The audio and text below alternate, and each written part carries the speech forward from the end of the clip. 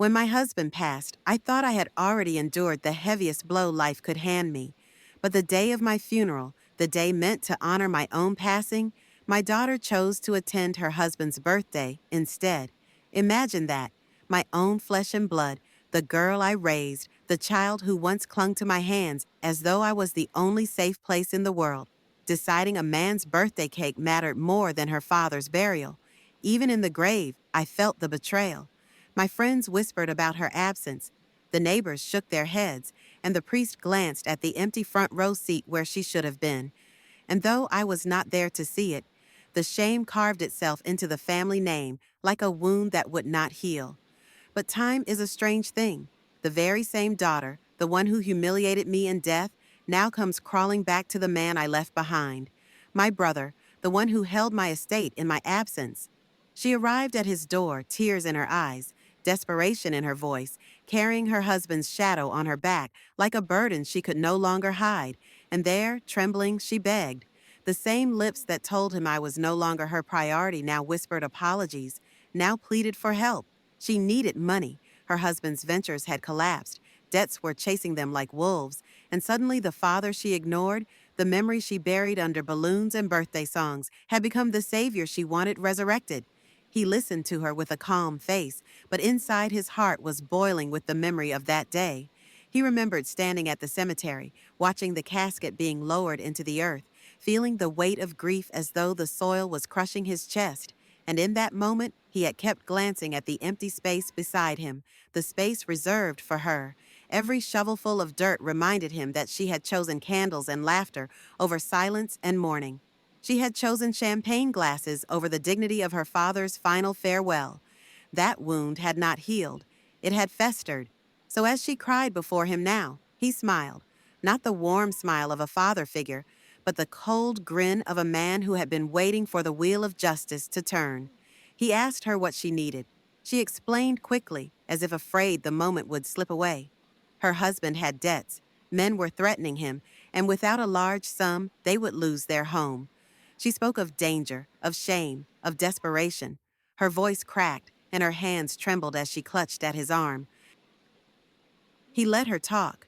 Every word was like a jewel to him, every plea like a payment for the humiliation she had once delivered.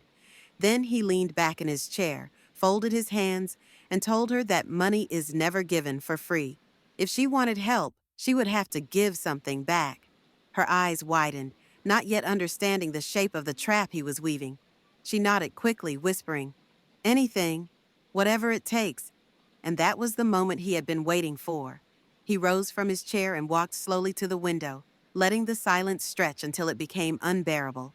Then he spoke, his voice steady, sharp, like a blade cutting through the air. "Do you remember the day of your father's funeral?" Her breath caught in her throat. She shifted uncomfortably, her eyes dropping to the floor. He continued, "While the rest of us stood in the rain, lowering his body into the earth, you were at a party, laughing, smiling, toasting your husband's life while we buried the man who gave you yours." Her lips trembled. She tried to defend herself, whispering about bad timing, about confusion, about how her husband insisted. But he cut her off with a wave of his hand. "No excuses. You chose him over your father, and now you crawl to me because that same man cannot carry the weight of his own life." His words struck her like stones. Tears rolled down her cheeks, but he did not soften. This was not a moment for comfort. This was a trial, and she was guilty. Finally, he turned from the window and faced her. "You want my help? Then you will pay a price. Not with money, you have none. Not with gifts, you have nothing to give. No, you will pay with something far heavier. You will learn humility. You will kneel before the memory of the man you abandoned." She looked up, startled, but he pressed on. "I want you to go to your husband, the one you sacrificed your father for, and I want you to bring him here. He will ask me himself. He will lower his pride and beg, the way you are begging now. And when he does, I will decide whether either of you deserve to be saved." The silence that followed was suffocating. She shook her head, whispering, "He won't, he can't." But the man only smiled. "Then perhaps you should start preparing for the life of misery you both have chosen.